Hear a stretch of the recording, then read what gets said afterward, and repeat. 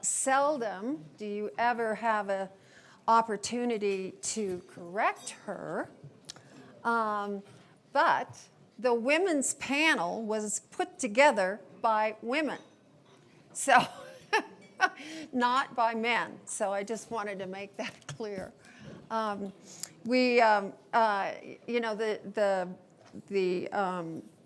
title of this is Women on the Front Lines of Systemic Change. And if there's ever a woman on the front lines of systemic change, it's Hunter Lovins. And I've known Hunter for 35 years, I think. And her book in 1981 is one of the things that really made it clear for me what was climate change, what it was about. And that's where I started to transition.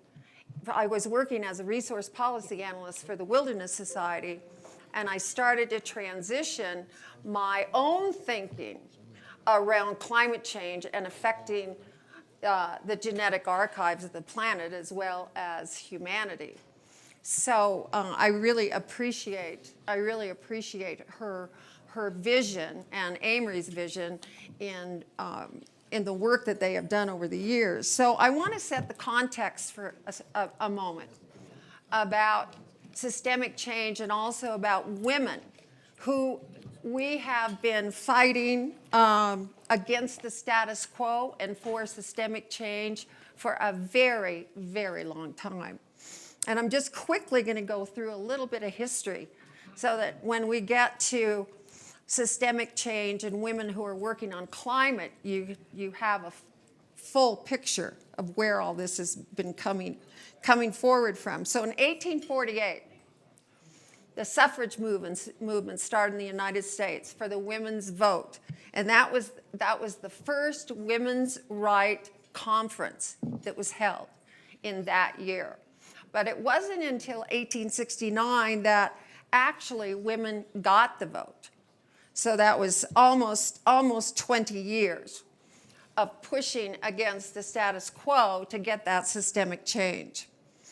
In 1921, the National Women's Party was established, a political party that was just women. And it was pretty strong for several years, but because the status quo had more gravitas, it slowly faded out, unfortunately. And then there was small progress. It's been an uneven evolution, if you will, of women's rights and women coming forward into politics, culture, leadership in corporations, etc. So in the 60s, and there's a lot of people here that remember this, was the women's liberation movement, and that was Gloria Steinem. And that was a real challenge against the status quo of culture, economics, intellectual, moral, and political, and leadership. And Gloria now is 85. I just saw her a couple months ago. And she's still working on women's rights. And that was when the Equal Rights Amendment, during that time, and they had the big march on the Mall, millions and millions of women. And finally, in 1972, the ERA passed, but it was very watered down from what was initially proposed. It did say that there would be no discrimination based on sex. Okay, then the first real rebellion came with burn your bra. I did that. How many in here did that? Oh, good. And that was something that every woman, didn't matter what her status was economically, what race, nothing mattered. We all had the same breasts, and we all took off our bras. And that was a real visual, tangible act of rebellion. And then Rosa Parks. She sits down at the front of the bus, and that unleashes the civil rights movement. Then along come Rising Women, Rising World, which is now an organization and a movement that's worldwide. And women who are stepping out and up and front and forward in all sectors, in all issues, are part of that movement. TEDx Women was formed, and we had the Me Too movement, which really went deep into the patriarchal dominance that the planet's been under. And then Drawdown, Paul Hawken and Catherine Wilkinson, Women and Girls, number 5 and 6. Empower them and you'll change the world. So youth and women, with the support of men, I think are the real ticket for the future. And even though we have had all of these breakthroughs and all of this progress, just a few little facts. We've only got 27 women as heads of state out of 195 countries. We have 6.6% who are head of Fortune 500 companies. Only 12.5% that are CEOs of venture capital companies. 24% of the House of Representatives is women. 23% in the Senate of the United States. Only 9% are women of color at the national level, and we have only 9 governors who are women.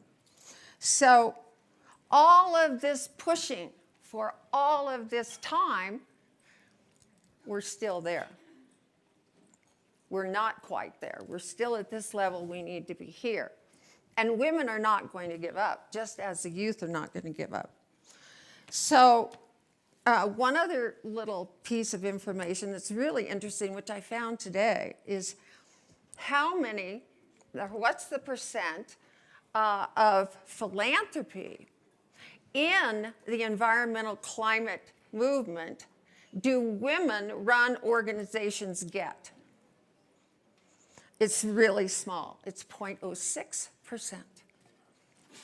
So what we're up against now is Ann Osprey, who is the founder and president of the Women's Earth and Climate Action Network. What we're up against now is climate change. And there are women on the front lines of climate change which are looking at what is the theory of change as related to women in that movement, and how are they engaging in that arena, as well as in your organization. Thank you so much, Sally, and it's great to be here at our day. Given the limited amount of time, I'm just going to highlight a few things. One of the things that is the most untold stories about climate change is the fact of, due to unequal gender norms, women all over the world in the developed and undeveloped countries are impacted first and worst by climate change, and yet they're central to solutions. And the statistics show everywhere that if you don't involve women in climate solutions, they don't work. And we don't have time to go into that because there's some specific things I want to talk about today. But I would suggest, if you're interested, you could go to our website at wecaninternational.org, and we have a project there called Women Speak that shows thousands and thousands of stories of women in different categories, from women in water, women in agriculture, women in movements, that show us exactly how women are leading the way in climate solutions and how you actually can't get to sustainability without women. So I'll leave the statistical analysis there. What I want to get into today is the fact of a short-term and long-term approach that women are looking at. And I think that's really important, is the holistic view that women are bringing in terms of their theory of change to the climate crisis. Because we've been at this for a really long time, a long, long time, women being on the front lines, and now it's time for us to be on the forefront. And we are allying with the youth, and we have been for a long time. These are our children. And one of the things that you'll also notice with Greta Thunberg and many of the other youth movements, you'll notice that there are a lot of young girls and young women leading it, and there's no mistake as to why. So with that, I want to talk about a couple of things around short-term, long-term solutions. We are in a crisis. We're in an emergency. I don't think anyone in this room needs to be convinced of that. And so in our organization, a lot of the women's networks, we're very aware of the fact of what we're doing on the front lines. As an example, I have been arrested. I've been arrested in relationship to Standing Rock. I've been arrested in relationship to fighting pipelines on the Keystone XL. I believe in direct action. We organize direct actions. We will be allying with the youth on September 20th, organizing Women for Climate Justice contingents nationally and internationally, so we stand with the youth. That is a big component of what we do, is movement building. We work in tree planting. We work in all kinds of areas around Women for Forest, globally on the front lines of the Amazon rainforest with indigenous peoples. I could go on the solution aspect and the fact of how important these new technologies are. The thing I want to say, though, is if we don't have a paradigm shift, it's not going to work. No matter how many solar panels we have, how much hydropower we have, how much wind power we have, to kind of echo also what David Orr was saying, if we don't actually change our thinking, we're going to continue along the lines that we have been in terms of an extractive economy and exploitation. In other words, we could have solar power in fascism. Right. So we need to really look at the political agenda and understand women's role in pushing that agenda as hard and fast and urgently and fiercely as we need to be doing. So this is a really key component to understand a deep analysis while also working on the front lines. And everything that we do at WeCan, we try to combine a long-term and short-term views, so we're getting at the paradigm shift. So as an example, we have institutionalized patriarchy. We have institutionalized racism. These are part of our society that have to be dealt with every time we make a decision around climate justice solutions. We know that there's, thank you. We know that there is a link between violence against the earth and violence against women. It's deep, it's cultural, and it's something that has to shift. And there's no mistake in the current administration. If you look at the attack on women and all these young women who are in office and the attack on the environment, it is at the same level of violence. So I want to kind of link also what's happened this morning with one of our campaigns, which is around divestment, because we have found that one of the ways that we can sort of bring this analysis together, create education for the financial institutions around the world, and bring forward the voice of women and speaking as mothers and speaking for our children and speaking for the land, is to actually talk directly to the banks and not only have divestment in the sense that we've been talking about today, which is very important in terms of the universities, the churches, and their investments, but actually going to the financial institutions themselves and giving them a different view. And with that in mind, I'm going to show you a short video and then have a quick comment afterwards. If you go ahead and play the video, thanks.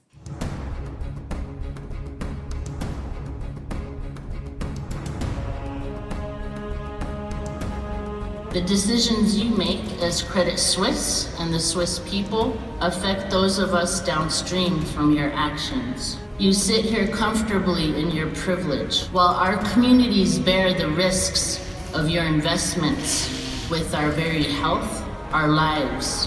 We face a future without clean water as you reap your dividends and returns. What do you as Swiss people hold sacred? To us, water is life, to all of us. I request that you directly answer my questions now. Thank you. I will answer your question, as I said, at the end when everybody has spoken. And the next speaker is Monica Verdin. I'm a shareholder, and I request that you answer our questions individually. Thank you very much. I'm the chairman who runs this AGM, and I decided I will answer at the end, which is my right, and I have to live with it. Thank you. I'm here to let the investors know in the Kinder Morgan Pipeline Expansion Project how directly affected we are and how many times that we have opposed this project. We've been marginally ignored within that process, and the consultation that we had required has not been. Can you guarantee me and my nation that you will no longer have business relationships and provide finance for Kinder Morgan Company? We are here today to let Credit Suisse and all of the other banks that are financing these projects that we have not given our consent, that we find water and clean air and land to be critical infrastructure, not pipelines. We're all citizens of this planet, and what happens in our homelands will affect the people here in Switzerland. For over a year and a half, we have tried to pursue all legal avenues possible, petitioning our state and federal agencies to conduct environmental impact studies, yet we have been unheard. And our resistance to this corporate colonialism that is tied to carbon extraction is growing, especially during these times where corporations are influencing our government to pass laws restricting our rights. What changes has Credit Suisse made to its due diligence and risk assessment processes following Dakota Access Pipeline? Investing in a company is just that, whether it's project level or corporate level financing. We need you to stop financing these dangerous companies. Two of the banks our delegation also met with, UBS and DNB, who we provided the same exact information to, chose not to renew their credit facilities with ETP. Yet Credit Suisse has taken no action and has made no statement. Not once in these calculations of profits is the loss of Indigenous peoples' culture on this planet mentioned as a risk. Credit Suisse has a choice to do the right thing. So until then, Indigenous peoples will continue to wage and escalate a mass globalization, calling for accountability of Credit Suisse in the financial industry. We will call for divestment, we will call for a boycott, we will call for the sanction of Credit Suisse for these Indigenous human rights violations by these oil companies that you are supporting by any and all means necessary. I ask that the Swiss people stand with us. I ask that you hold Credit Suisse accountable and say no. No, we will not fund these projects that are hurting people and committing human and Indigenous rights abuses.